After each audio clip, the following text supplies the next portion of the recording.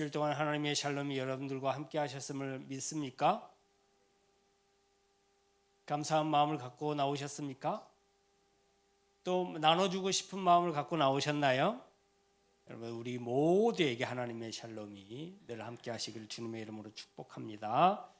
환절기입니다. 꽃가루도 많이 날리고요. 이때만 되면 참 괴로우신 분들 많은데 감기 걸리지 않도록 잘 싸매고 다니시길 바랍니다. 저는 이때만 되면 특별히 멋을 버리고 실리를 택하는 이 넥워머라고 목에다 두르고 잘 다니거든요. 멋은 없습니다. 그런데 건강을 지키려면 어쩔 수 없죠. 감기 조심하시고 아프지 마시기 바랍니다. 아픈 분들은 기도하신 대로 하나님의 특별한 회복의 은혜가 함께 하시길 주님의 이름으로 축복합니다. 오늘 오후 찬양 예배는 고성 장날 노방전도로 대체합니다. 노방전도가 있는 날입니다.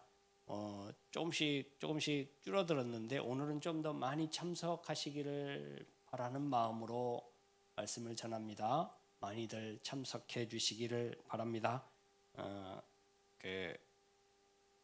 식사하신 후에 제가 지난주에 다 못 드렸던 것 같은데 이 옆에서 제가 맛있는 커피를 옆에서 바로 내려드릴 테니까 그거 드시면서 기다리셨다가 1시에 기도하시고 전도하러 나가도록 그렇게 하겠습니다. 많이 참석해 주시면 감사하겠습니다. 다음 주일은 어린이 주일로 지킵니다. 교회와 나라의 다음 세대가 믿음 안에서 잘 성장할 수 있도록 늘 관심과 기도로 협력해 주시면 감사하겠습니다. 오늘 오후 4시에는 성광교회 임직식이 있습니다. 그리고 5월 봉사위원 잘 참조하실 수 있기를 바라고 특별히 몸이 아프신 분들, 회복 중에 있는 분들 기억하시면서 기도하실 때마다 늘 회복을 위해서 기도를 협력해 주시면 감사하겠습니다.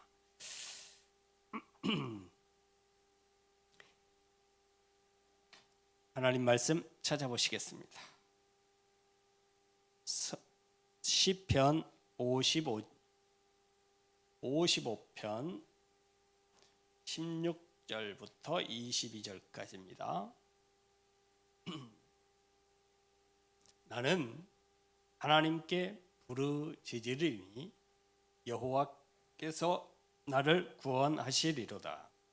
저녁과 아침과 정오에 내가 근심하여 탄식하리니 여호와께서 내 소리를 들으시리로다.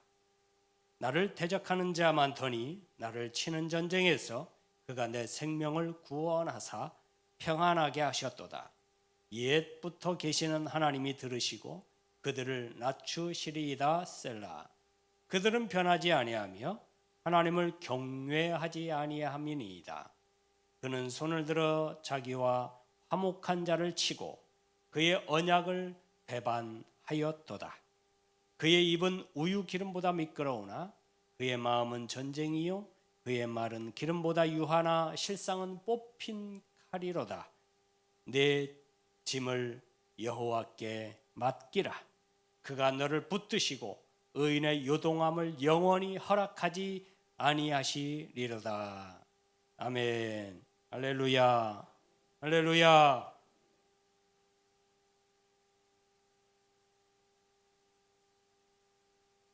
저도 남자인지라 의리라는 말을 들으면 가슴이 좀 웅장해지고 뜨거워지는 경우가 있어요. 여러분, 남자치고 의리라는 말을 싫어하는 사람이 있을까요? 그리고 남자치고 나는 의리 빼면 시체요 라고 말하지 않는 사람이 있을까요? 세상에서 가장 의리를 잘 지키는 사람이 누굴까요? 나. 대부분 그렇게 생각합니다. 여러분, 의리 하면 누가 생각나시나요? 이게 하셨어요? 까만 안경 쓰고 덥수룩한 머리에 수염 나고 등치도 이래갖고 한 싸움 할 것 같은 한 힘이 할 것 같은 사람이 딱 나와갖고 맨날 뭐라 그래요? 의리. 실제로 그분은 의리하면서도 의리를 한평생 잘 지키면서 살았다고 해요. 그 이후로는 어떻게 됐는지는 잘 모르겠습니다. 앞으로는 어떻게 끝까지 의리를 지키고 살지는 잘 모르겠어요. 그러나 남자치고 이 말을 싫어하는 사람 아무도 없어요. 다 좋아하시죠? 의리. 남자라면 마땅히 지녀야 될 품성, 도리라고 생각합니다. 그래서 의리를 안 지키는 사람을 사람으로 취급 안 하고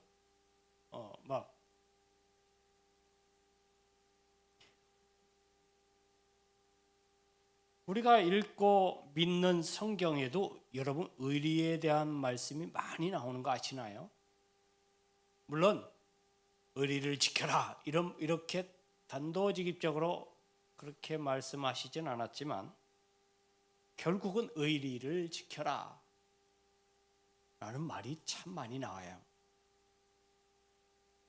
의리를 지켜야 되는 그 대상 중에 가장 많이 나오는 대상이 바로 우리가 하나님께 대한 의리. 하나님 왜 그래야 되냐면 하나님은 우리에 대해서 의리를 항상 지켜주셨거든요. 하나님의 우리에 대한 관심과 사랑은 끊임이 없어요. 끊어진 적이 없어요. 끊어진 줄 알았지만 안 끊어졌습니다. 에덴 동산 이후에 거기서 쫓겨나서 하나님의 사랑이 관심이 끊어졌다고 생각하시나요? 아니요. 끊어지지 않았어요. 다만 사람이 하나님께 대한 의리를 끊었을 뿐이에요. 그래서 끊긴 것 같은 느낌이 든 거예요. 설령 우리가 하나님께 대해서 의리를 지키지 못해서 그 의리가 끊겨졌다 하더라도 하나님은 끊지 않으세요. 할렐루야. 할렐루야.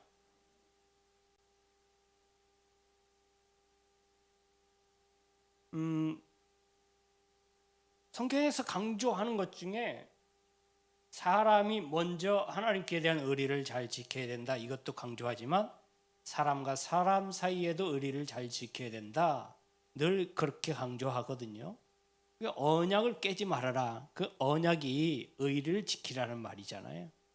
언약이라는 말을 좀 더 약하게 말하면 약속이에요. 서로 간의 약속을 절대 깨지 말아라. 약속할 때는 목숨을 걸고 지켜라. 그리고 약속을 하기 전에 내가 목숨을 그 약속에 넣는다 생각하고 약속을 해라. 그러니 약속을 했으면 목숨을 걸고 지켜라. 의리를 지켜라. 이 말이에요. 이 말을 오늘날로 이야기하면 우리 성도들 간에도 의리를 지키라는 얘기도 되지요. 여러분은 서로 간의 의리를 잘 지키셨습니까? 아멘을 안 하시면 곤란하신데 이 대목에서 아멘을 안 하면 어쩌라는 거죠? 이 말씀이 더 이상 나가기가 어렵게 됐는데요. 여러분들이 잘 지켰어야 되는데 그래도 절반 정도는 지켰어야 될 것 같기도 한데 다시 한번 여쭤볼게요. 여러분 그동안 성도들 간의 의리를 잘 지키시면서 지내오셨나요? 좀 낫네요. 교회뿐만 아니라 요즘 세상에는 의리 있는 사람 찾아보기가 참 쉽지 않아요. 여러분 오늘 성경 말씀 읽어보시면서 느끼는 바가 있으신가요? 어디 이 말씀이 참 마음에 걸린다라는 말씀이 있으신가요? 혹시 이 말씀 아닐까요? 그의 입은 우유 기름보다 미끄러우나 그의 마음은 전쟁이요. 그의 말은 기름보다 유하나 실상은 뽑힌 칼이로다. 이 말이 좀 걸리지 않으시나요? 의리 있는 사람처럼 보이나 실상은 의리를 배반하는 사람이다. 이렇게 얘기하는 거잖아요. 이런 사람이 얼마나 많아요? 왜 배반할까요? 왜 배신할까요? 왜 의리를 저버릴까요? 한 가지예요. 내게 유익이 되느냐 안 되느냐 그거잖아요. 내 그 이익을 위해서, 이익이 먼저라는 거예요. 의리를 지키는 것보다 내가 가져갈 이익이 먼저라는 거예요. 내게 유익하냐 없냐를 따져서 유익하면 의리를 지키는 척하고, 순간적으로 유익하지 않다 생각하면 의리는 곧장 칼이 되는 거예요. 그 등에다가 비수를 꽂는 칼이 되는 거예요. 이 세상에 그런 일들이 얼마나 많습니까? 그리고 여러분 믿는 사람에게 배신당한 일도 있었을 것이고, 그런 일을 많이 보았을 수도 있으시겠습니다. 내가 그런 일을 당했다면 그 상처는 아마 평생 씻을 수 없는 상처로 트라우마처럼 남아 있을 거예요. 여러분, 오늘 본문에 나오는 다윗, 그는요 배신을 얼마나 많이 당했는지 몰라요. 그의 인생 굴곡을 들여다보면 참 왕이 꼭 좋은 것만은 아니다. 왕이 되는 게 꼭 좋은 것만은 아니다. 아유, 나는 이렇게까지 해서 왕이 되어야 될까 싶을 정도로 참 다윗은 인생 굴곡이 심한 사람이었습니다. 특별히 심한 사람이었어요. 그가 왕이 되기까지 수많은 난관들이 있었는데, 그 난관 중에 가장 큰 난관이 바로 사람의 난관이었어요. 믿는 사람이 발등을 찍고, 믿는 사람이 뒤에서 칼을 들이대고, 믿는 사람에게 배신을 당하는 일이 비일비재했습니다. 여러분, 오늘 읽기 전에 52편의 말씀에 보면요, 이 시편 52편에는 우리가 이제 새벽에 보았던 사무엘상에 나왔던 내용을 토대로 해서 시를 지은, 하나님께 탄원하여서 시은 탄원시거든요. 그 내용 배경은 에돔 사람 도액이 사울에게 다윗을 일러 바쳐요. 그 도액이 뭐라고 일러 바치냐면, 사울의 창을 피해서 다윗이 도망가지요. 어디로 갑니까? 얼마나 급히 도망갔는지 아무것도 챙겨오질 않아요. 그때 당시에 사막으로 광야로 갈 때 이 칼이나 이런 것들이 없이 가면 굉장히 위험했거든요. 아무 도구 없이 얼마나 급하게 도망갔든지 아무것도 없는 거예요. 그래서 다윗이 어디로 가냐면 아히멜렉의 집으로 숨어 들어가요. 제사장이지요. 그의 집에 뭐가 있어요? 다윗 하면 누가 생각납니까? 다윗, 골리앗. 다윗 하면 골리앗.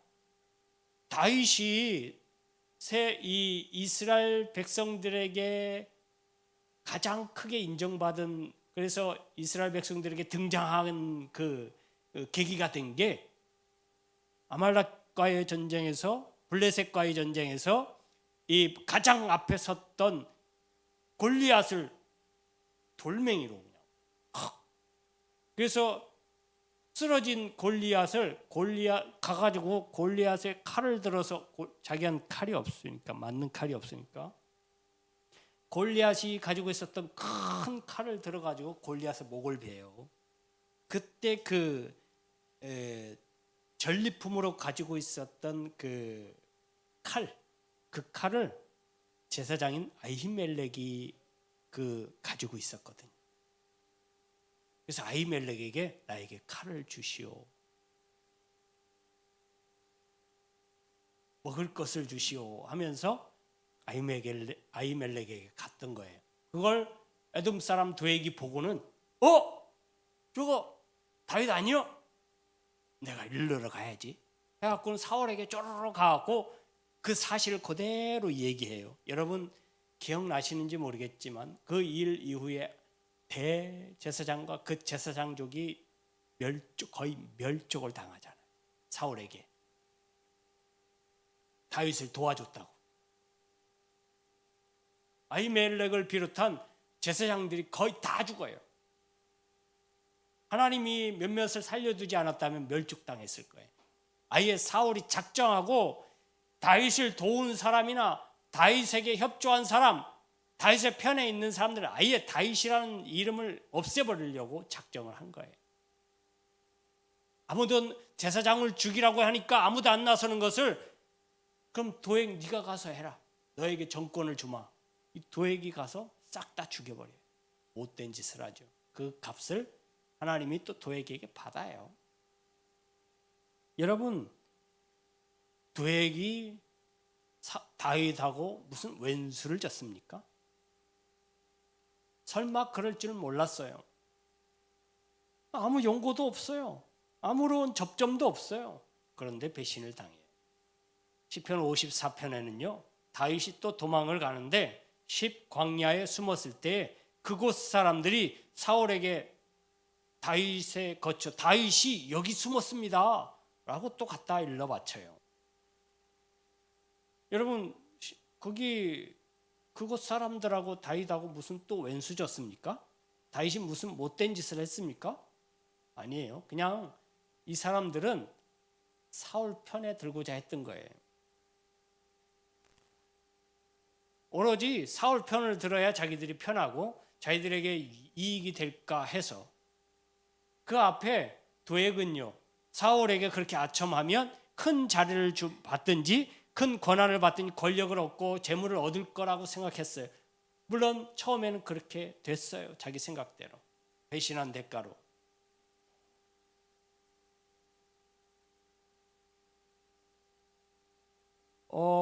이런 시간들이 되게 많았습니다. 다윗은 아들들에게도 배신을 당해요. 아들들이 막 저기들끼리 막 치고받고 싸우더니 막 한 사람은 막 왕이 되고 자기가 스스로 왕이 되고 사람들 모아갖고 다윗을 막 쫓아내고 쫓겨가고 또 좀 안정돼서 살만하면 또 아들들이 또 반란을 일으키고요. 가장 여러분 세상에서 그래도 믿을 사람 없다고 하지만 가장 믿을 만한 사람들이 가족 아닙니까? 근데 다윗은 심지어 가족, 그것도 자식에게 배신을 당해요.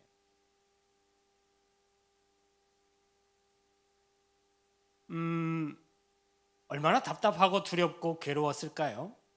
죽음의 그림자가 점점 다가오는 것이 느껴졌을 거예요. 다윗은 그런 배신을 당하면서 이야, 세상에 믿을 놈 하나도 없구나. 내가 누구를 믿고 누구를 의지하고 누구에게 도움을 청해야 되나. 세상에 나 혼자밖에 없구나 라고 느끼지 않았을까요?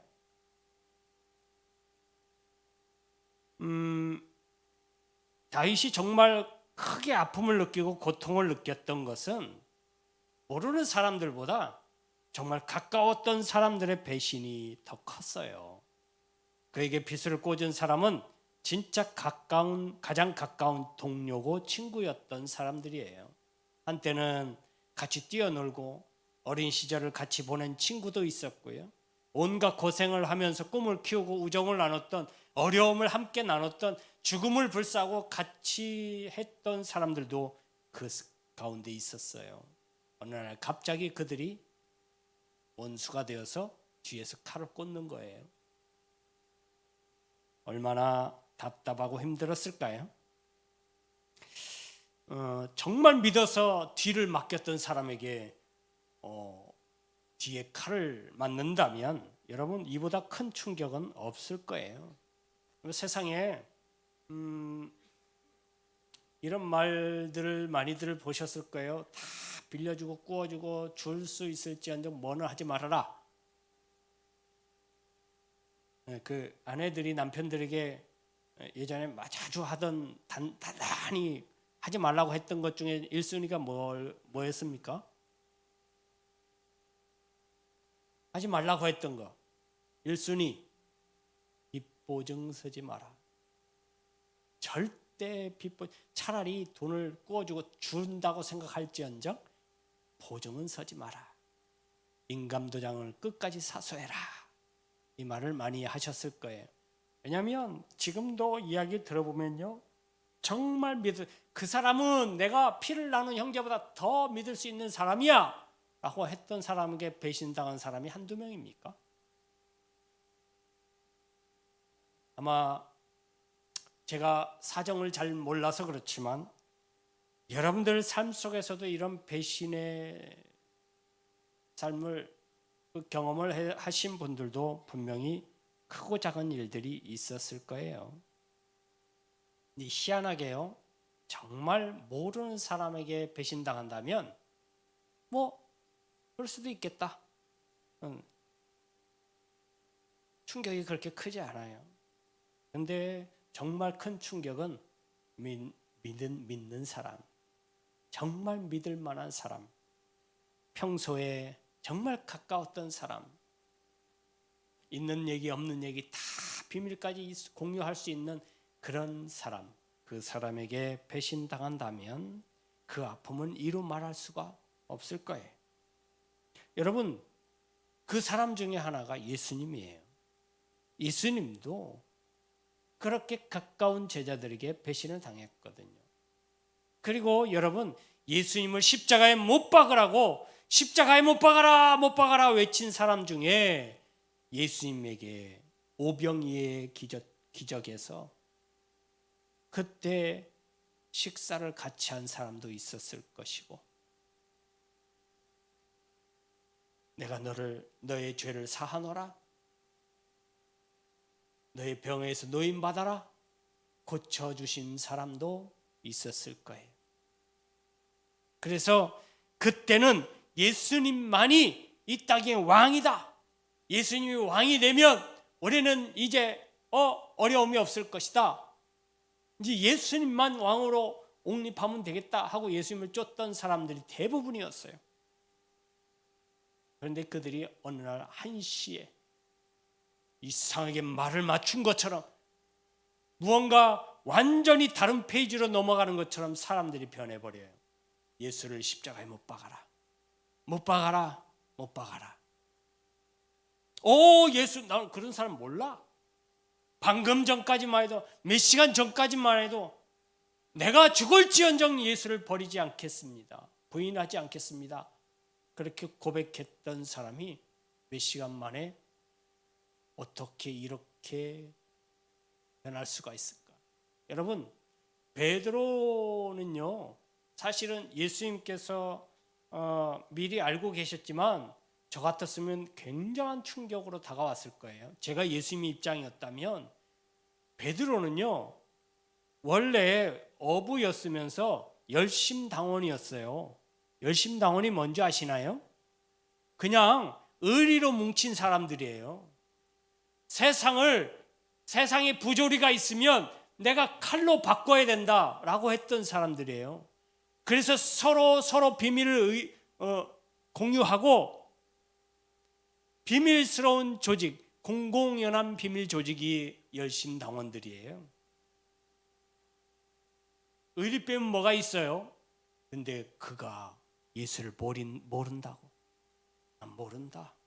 아유, 그가 누군지 나는 몰라.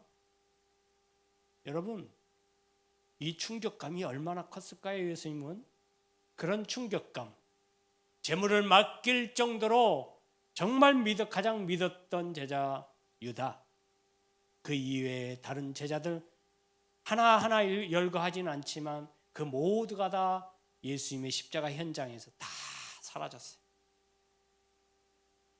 배신이 아니면 뭐예요? 배신이죠. 다 배신한 거예요. 의리를 저버린 거예요. 여러분, 예수님의 충격은 십자가에서 충격보다 모든 인간들의 죄를 다 한 그 충격도 크지만 아마도 제 생각입니다, 제자들의 배신이 더 크지 않았을까. 그래도 그래도 한두 녀석쯤은, 한두 사람쯤은 의리를 지키겠지, 혹시 그런 생각 하시지 않았을까 싶어요. 어쩌면 그렇게 인간은 다 똑같을까요? 자기가 위험한 상황이 오고 불리한 상황이 오니까 믿음을 저버린 거예요. 버려버린 거예요.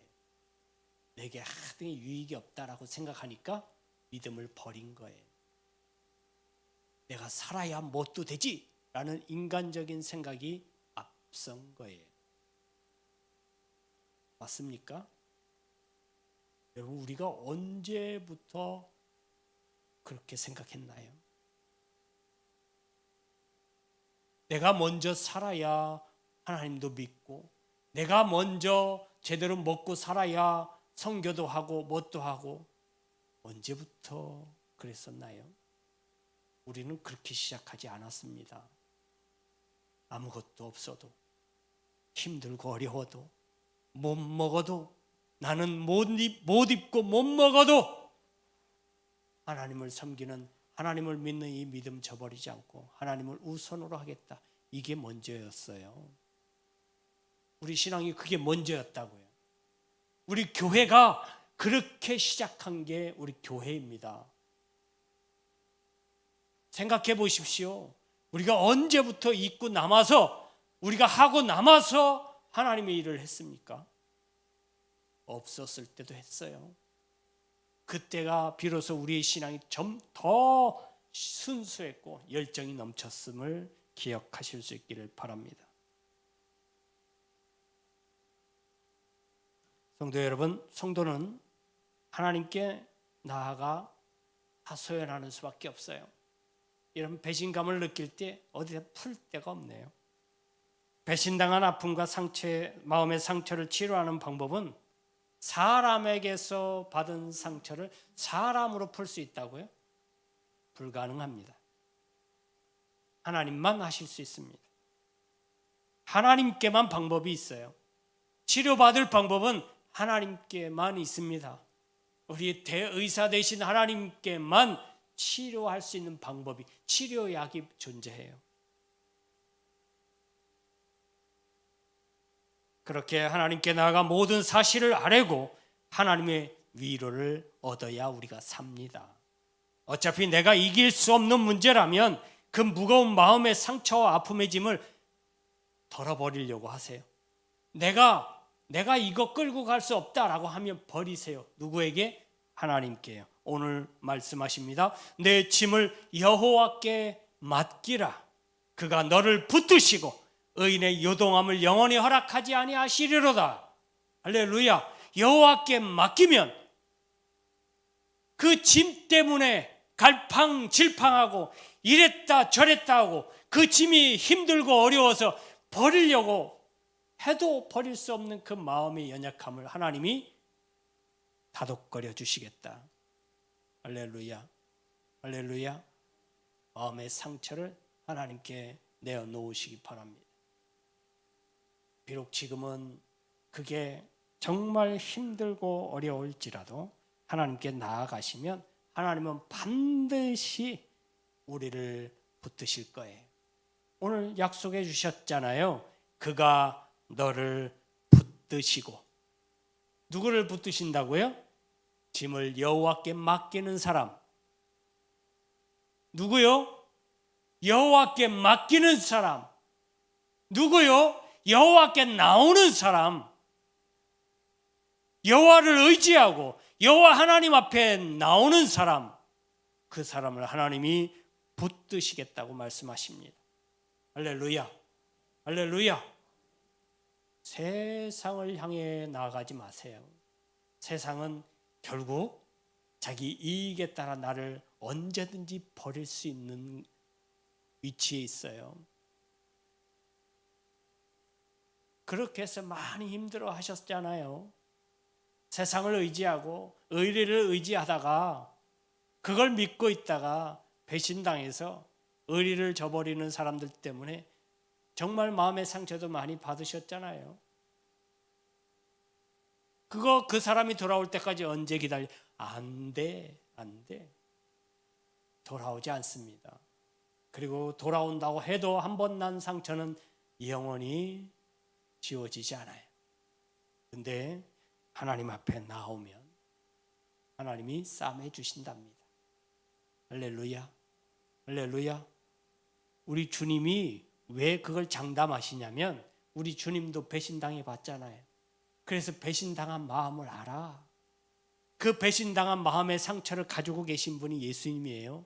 그 경험을 알고 계시니까 우리의 마음이 얼마나 힘들고 허하고 아픈지를 아셔. 그래서 나오는 사람마다 내가 붙들어 주겠다. 내가 회복시켜 주겠다. 내게 그 짐을 맡겨라 라고 말씀하시는 거예요. 경험도 없었다면 하나님은 하나님이시니까 그러려니 하겠지만 아니요. 하나님도 경험이 있으시다잖아요. 배신을 당해봤다잖아요. 그때 마음의 상처가 찢어지는 마음을 그 아픔을 느껴보셨다잖아요. 그렇기 때문에 찢어진 마음을 상처를 치료할 수 있다라는 거예요. 그 마음에 어느 정도 아픈지를 아시니까 그걸 치료하실 수 있다라는 거예요. 그래서 주님께 나오라는 뜻이에요. 그래서 그분의 사람에게 배신당한 상처, 흔적이지요. 손에 못자국이 그 흔적이에요. 옆구리의 상처가 그 흔적이잖아요. 배신당한 흔적. 그 흔적을 통해서 흘려주신 피, 그 피로 우리를 싸매주시고 회복시켜 주신다 말씀하고 계시는 겁니다. 할렐루야, 할렐루야. 사람을 보지 마세요. 세상을 보지 마세요. 세상이 언젠가는 내가 의를 지키고 내가 깨끗하게 살고 착하게 살면 세상은 언젠간 나를 알아줄 것이다. 알아주면 뭐합니까? 상처가 치유되나요? 아니요. 눈을 돌려 그 마음을 돌려 하나님을 향하시기를 바랍니다. 할렐루야. 하나님께로 향하시기 바랍니다. 하나님만 의뢰하고 하나님만 믿으시기를 바랍니다. 그분에게 나아오면 여러분들은 하나님의 그 즉시 치료의 대상이 돼요. 결코 주님은 세상 사람들처럼 여러분들을 외면하거나 배신하지 않으십니다. 마지막까지 우리가 의지하고 믿을 분은 오직 여호와 하나님뿐임을, 할렐루야, 오직 한 분 하나님밖에 없음을 믿으시기를 바랍니다. 할렐루야. 이를 통해서 여러분들에게 삶에 늘 활력과 행복이 넘치는 여러분들의 생이 되시기를 주님의 이름으로 축원합니다. 기도하겠습니다. 주님, 세상을 의지하다가 참으로 많이 다치고 힘들고 상처 입은 우리 영혼들, 우리의 마음을 주님께 나아오니 주님 받아주시고 싸매주시고 만져주시고 회복시켜 주옵소서. 지금은 부활이요 생명이신 주님 예수 그리스도의 크신 은혜와 독생자의 십자가로 죽음과 부활로 화평을 이루신 아버지 하나님의 지극하신 사랑하심과 부활의 소망 가운데 살아갈 능력을 주시기를 원하시는 성령의 감화 감동 교통 내주 역사하심이 이 세상에서 나를 가장 잘 알고 계시는 분, 결단코 나를 버리지 않고 끝까지 함께 하시겠다고 말씀하신 그 하나님밖에 의지할 분이 없음을 고백하는 모든 성도님들 머리머리 위에 그들의 가정과 직장과 사업과 이 나라와 이 민족과 온 세계 위에 이제로부터 영원토록 함께 있을지어다.